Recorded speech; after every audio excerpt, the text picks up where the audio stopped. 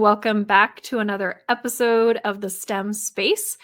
I'm Natasha, and today on the podcast is Rolanda Baldwin.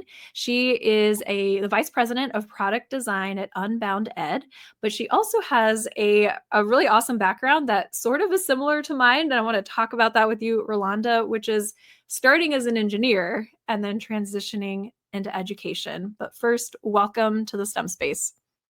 Thank you, Natasha. I'm so excited to be here. Rolanda, where are you located?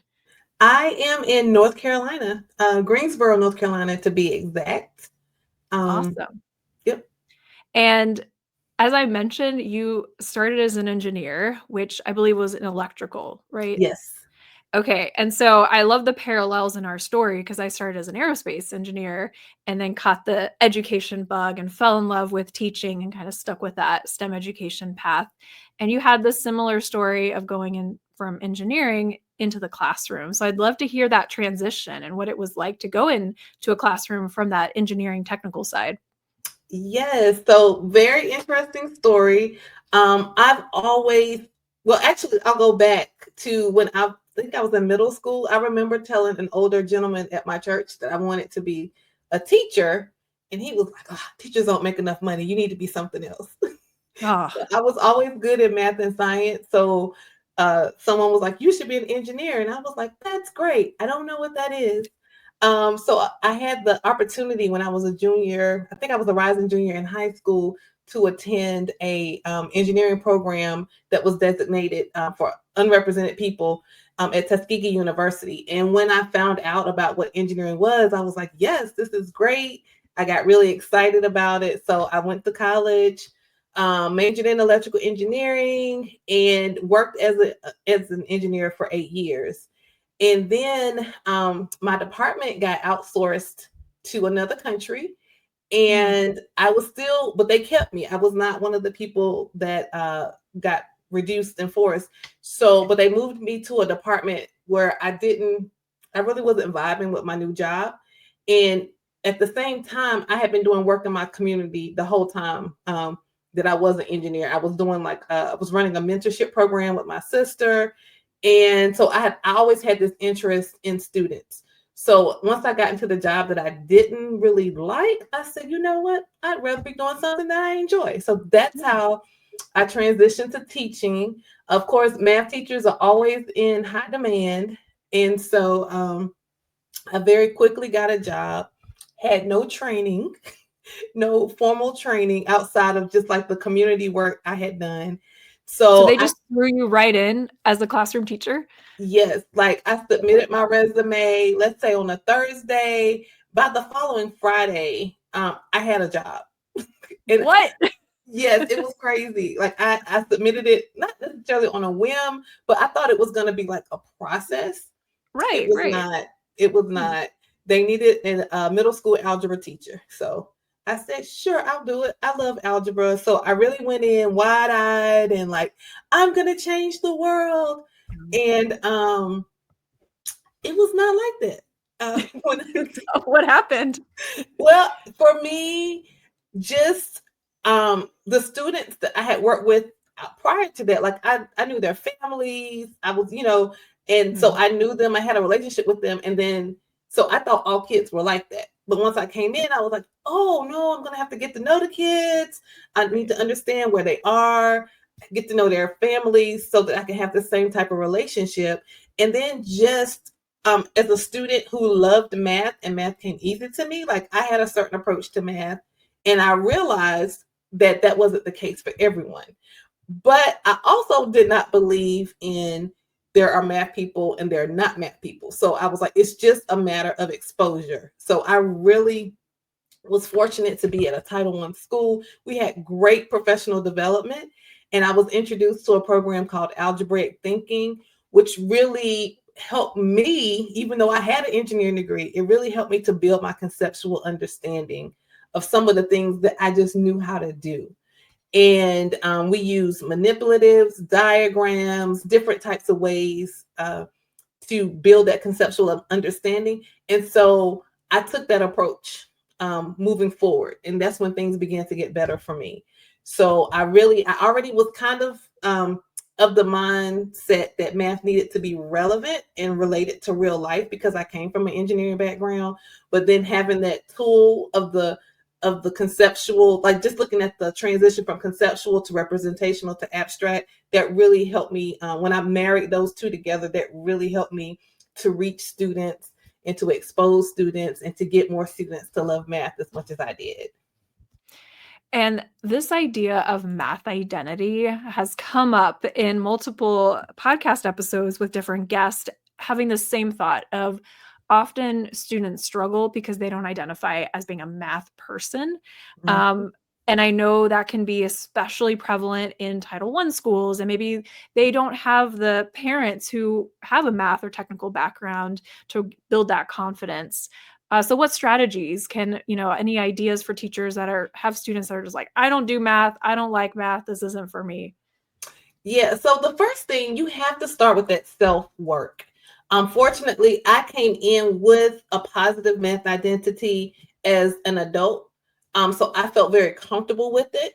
So that allowed me to be more open to how students express their mathematical thinking. I wasn't tied to a certain procedure or a certain way of doing things. I was really open to them just telling me what they think and then being able to connect the math with that. Because the fact is, we think mathematically every day, but there seems to be like the separation between Yeah. school math and regular life math. But it really should not be that big of a distinction. They should actually complement each other. And actually, everyday math should kind of take over school math in a sense. So that's the first thing. Like doing the work as yourself as an adult, as the adult in the room, evaluating what your math identity is, because Mhm. that's going to impact how you interact with the students and how open you are to seeing the students. And once you do that, you just really need to get to know your students at a deeper level. It's beyond like, oh, what's your favorite color? What type of music do you like? But just Zaretta Hammond talks about deep culture versus surface culture, and just really understanding like their beliefs, their family traditions, their worldviews. And that's really going to help you to understand them as a person. And then you can hold them to high expectations and make those connections for them to math. Yeah. And then you just have to redefine how you think about math success. Growing up for me in K-12, math success was getting the right answer, mimicking what the teacher taught you how to do. But because I had the experience in engineering school where solving problems is messy, it's a group effort, there's a lot of discourse that happens, like in your study groups and even in class sometimes. I really thought about what being good at math, how it looked was different than how I thought in K-12. And I brought that definition with me to the classroom. And then you just got to let the students talk. You have to let the students talk and grapple with the information, build upon each other's ideas, pose their own problems. And that's really going to help them to identify themselves as a legitimate doer of math. And then lastly, I'll just say be intentional. Um, Helping students to develop a positive math identity, I'm not saying it won't happen by happenstance, but it's more likely to happen if we're just very intentional about it. We're aware that that's what we're trying to do. We're aware of our own.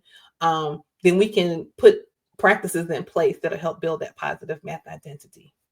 I love that. That's awesome. And so now you've transitioned. For the last, I think, 7 years, you've been with UnboundEd. Can you tell us about this organization? Yes, yes, yes. So I love it here. Obviously, I've been here for almost 8 years. And here at UnboundEd, our focus is ensuring that every student has access to effective instruction that will lead to positive outcomes. And the way that we approach that at an intersection. We ground our learning. We think about the standards. We think about the content. We think about the curriculum, and we think about what effective instruction looks like. Professional learning organization. We have a variety of offerings from 4 days to 2 days where we really come in and think from a systems level of how we can change our mindsets and how we can have an approach to learning that is grade level, engaging, affirming, and meaningful. And so, for those listening, if they're interested, is this a workshop that you offer? Is the organization primarily working with school leaders, like principals? How does that work? Yes, yes. So there are a variety of ways to engage with us. First of all, I just want to encourage you to go to our website, unbounded.org, where we have a lot of free resources around leadership, around math, as well as other subjects such as science and ELA. And then, in addition to that, you could connect to one of our partnerships people. We have 4-day events. We started out just having national events during the summer where people would come to us and we spend like 4 intense days going through. It's really like a graduate level course. A lot of times when you think about conferences, you think about picking and choosing which presentation you go to, but you come in, you are a part of a specific pathway and grade band. So for instance, math K5, and you're sitting with the same facilitators and the same people for the course of the week to go through a learning arc where we address math identity. We look at the standards, we look at best practices, and we really try to understand what GLEAM instruction looks like. But now we are excited because you don't have to come to us. We can now come to you. In fact, I know you're associated with the San Antonio area. We have come to San Antonio to do a 4-day local summit, and where we come in and we can work with your district. We also have 2-day summits that it's the same principle, but it's shorter, but it's really designed for teachers to like be able to go into their classroom the next day and do their practices in more effective ways. For summits, we also come to districts or we also come to schools. And we work with leaders. We have a leadership pathway we have 2 types of leadership pathways where we can help leaders to be stronger instructional leaders. A lot of times when it comes to math, if a leader is not necessarily comfortable with math, they may put off that leadership piece to someone else, but we really want them to feel comfortable with their leadership of math instruction. And then also there's a pathway for organizational leadership where you are creating the conditions for grade level engaging, affirming, and meaningful instruction to happen within your system or within your school. Well, you mentioned it. So this GLEAM framework, let's dig into that. So what exactly is that? I would love to hear more. I'm so glad you asked. So the GL is for grade level. Grade level instruction is the door. I mean, it's the entry point, like the floor, not the door, the floor. And it's the entry point. We have to have grade level expectations. I think back to when I first started teaching. I felt like, if the students had some unfinished learning, I had to get them all caught up. And then I found myself like during my first year, when I got to the end of the year, I had not even gotten to the bulk or the meat of the grade level learning. And I remember when they were taking their end of grade test, just feeling really bad because I knew that I had done them a disservice because in me trying to catch them up, they never caught up to grade level and they would continue to be behind. So it's so important that we give students access to grade level learning, even if they have unfinished learning. And that's where the EAM comes in.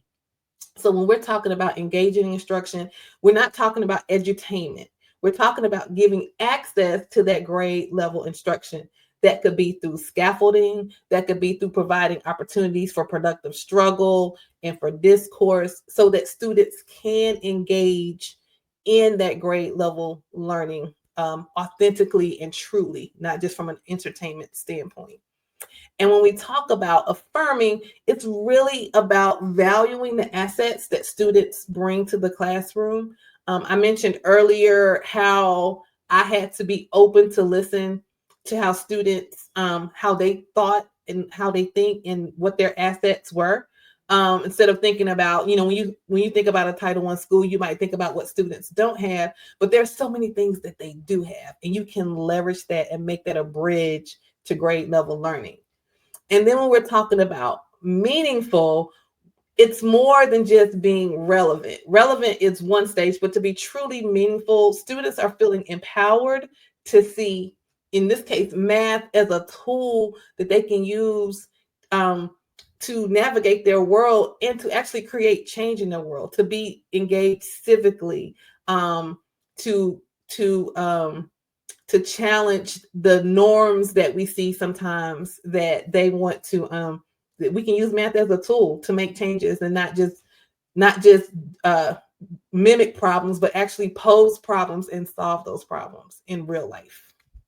How is the GLEAM framework implemented? Is it a curriculum framework to help teachers develop lesson plans or figure out a scope and sequence? Or is it more of like a mindset as a teacher, like an instructional strategy? Yes, it's definitely a mindset. It's curriculum agnostic. However, it Okay. works best when you have high quality instructional materials, because that's going to take care of the grade level aspects. And then we're going to um, massage that material, if you will, so that it is appropriate for the students that are in front of you. One thing that I didn't say at the beginning, we have a GLEAM hypothesis that really changes the way that we think about instruction. And instead of thinking about what to do, we think about how to do it. How should we think about our students? How should we think about that curriculum? And Mhm. so we have to pair that teacher mindset with intentional planning in order to provide those experiences, for those effective experiences for students, where they can see their education is not being a waste of their time. Yeah. um, so yes, it's not a checklist, it is a Yeah. mindset, but there are some best practices that we can offer up and help people who come to our offerings to develop and to think about as they approach instruction. What is some of the feedback that you've gotten from maybe teachers or school leaders that have implemented the GLEAM framework?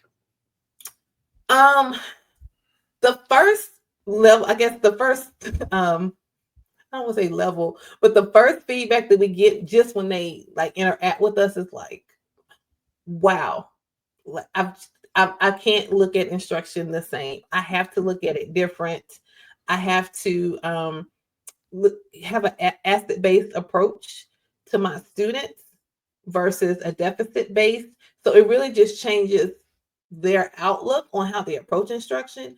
And once they get back and they implement it, um, they see students being valued and being centered more. It helps them to reconnect to their original reason for getting into education. Like I said, when I came in, I was like wide eyed and like, I'm going to change the Right. world.